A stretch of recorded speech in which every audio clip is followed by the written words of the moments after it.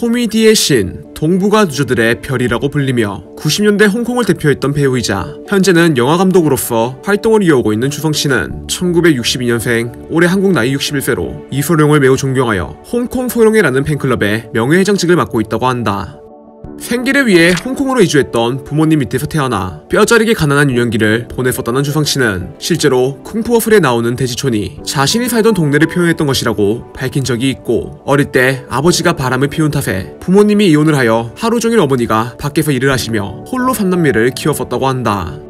내성적이고 소심한 성격이었던 주성씨는 어릴 때 가족들과 함께 영화를 보러 갔다가 당대 최고의 스타였던 이소룡의 영화를 보고 반해 나도 이소룡처럼 멋진 액션 배우가 되고 싶다 라는 꿈을 가지고 그렇게 어린 시절을 보내게 되었고, 시간이 흘러 소림축구와 쿵푸어플로 상을 받았을 당시 이소룡 선생님께 가장 감사하다며 그가 없었다면 지금의 자신도 없었다고 이소룡을 향해 존경의 뜻을 표한 적이 있다.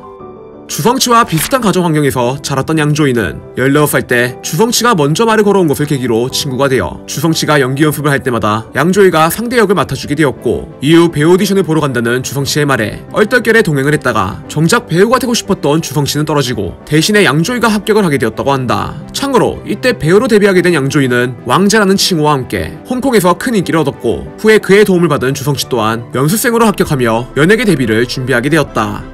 데뷔부터 큰 성공을 거뒀던 양조이와는 달리 7년 동안 엑스트라 생활을 하게 되었던 주성씨는 오랜 무명 생활에 지쳐 노력해도 성공하지 못한다는 생각에 배우라는 꿈을 포기하고 싶었지만, 그럴 때마다 거울 속의 자신을 향해 힘내자라고 외치며 언젠가 성공할 미래를 위해 힘든 나날들을 버텼었다고 한다.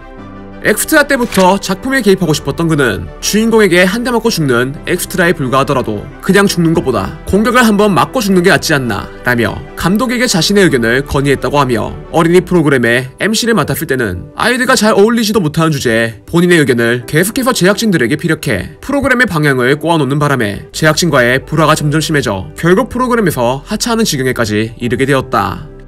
이후 다시 무명으로 돌아가 빵댕이를 흔들기 위해 주성씨가 나이트클럽을 갔다가 주변 사람들보다 월등히 잘 놀고 있는 그를 보자 같은 장소에 있던 이수연 감독이 그를 캐스팅하게 되었고, 그렇게 그의 영화에 조연으로 출연해 신인 배우답지 않은 전국 연기를 보여주며 금상장 영화제에서 나무조연상을 받는 쾌거를 이루어내며 이때부터 홍콩 드라마에 주연으로 캐스팅되거나 주성씨 사단의 오맹달을 만나게 되는 등 본격적으로 자신의 인지도를 쌓아가기 시작했다. 영화계에서 이름을 날리게 된 주성씨는 드디어 첫 주연작인 도성의 주인공으로 캐스팅되어 각종 패러디와 코미디를 보여준 덕분에 홍콩에서 엄청난 성공을 거두어 이후로도 무장원 소거라, 도학 위룡과 같은 묵직한 영화에 출연하며 홍콩을 대표하는 스타 배우로서 자리를 잡게 된다.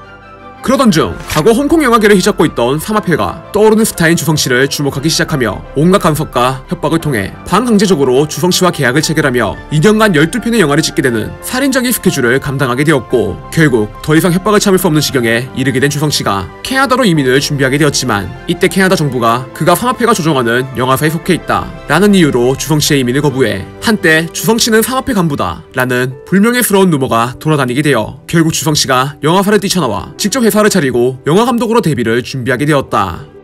2001년 소림축구를 공개하며 전세계에서 하나로 520억이나 되는 돈을 벌었던 주성씨는 성룡이 폴리스 스토리 4로 세웠던 홍콩 영화 역대 최고 흥행 기록을 넘어서게 되었지만, 3년 뒤 곧바로 주성씨의 쿵푸어플이 1,300억을 벌어들이며 본인의 1위 자리를 본인이 빼앗게 되었다고 한다. 참고로 소림축구의 골키퍼이자 쿵푸어플의 도키파 두목으로 출연했던 진국고는 단지 이소룡과 도플갱어 수준으로 닮았다는 이유로 주성씨가 없는 배역을 만들어 그를 데뷔시킨 것이라고 한다.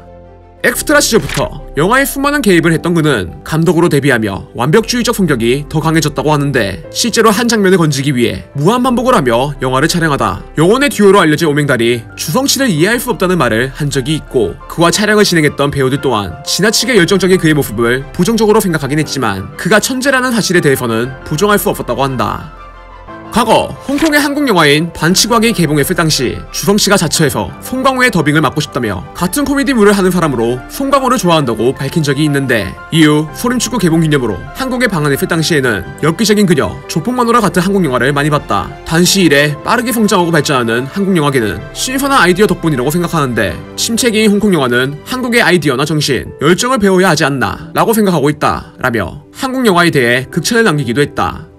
감독을 맡은 두 편의 영화가 연달아 큰 성공을 거두자 주성치는 곧바로 할리우드로 진출할 기회를 얻어 그린 호넷의 감독으로 발탁되게 되었지만 당시 영어에 능숙하지 못했던 탓에 스태프들 간의 커뮤니케이션적으로 문제가 일어나 주인공이자 시나리오 제작을 맡았던 세스 로건과 불화가 생기며 결국 메가폰을 내려놓게 되었다.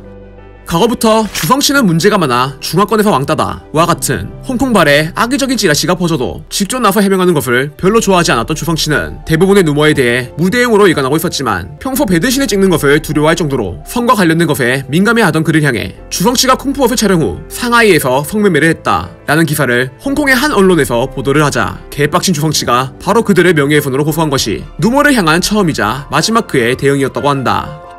최근 활발한 투자 활동을 벌여 엄청난 자산을 갖게 되었지만 2019년에 개봉한 영화 신희극지왕이 폭망한 뒤 코로나 바이러스의 타격으로 영화사가 심각한 경연난을 겪게 되자 본인이 소유하고 있는 주택을 담보로 하나 2천억의 대출을 받았다고 한다.